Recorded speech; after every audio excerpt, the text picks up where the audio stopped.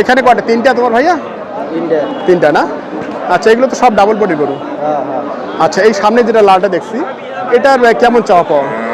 দাম চাইতেছি 105। 105। আচ্ছা, 95 হলে বিক্রি হবে। আচ্ছা দর্শক, 105 চাওয়া, 95 হলে বিক্রি হবে। এইরকম দরদাম শুনছেন বড় সড়ো আকারের গরু। এই কালোটা কেমন ভাইয়া? একই দাম ওটা। একই দাম। আচ্ছা, এগুলো একই দাম, একই কন্ডিশনের গরু। তারপরেও একটু শুনছি আজকে বেচে কিনা কেমন?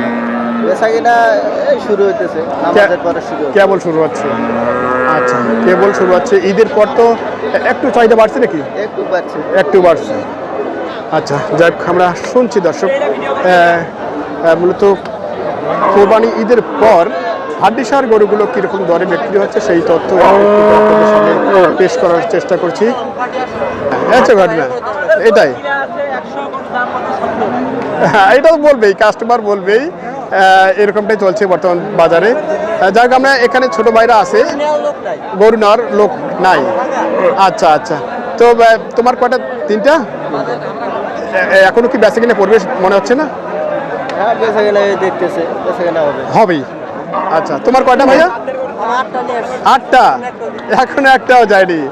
আচ্ছা, এখনো একটা যায়নি, 8টা। ব্যবসা কি সারা বছর এই ব্যবসায় করা হয়?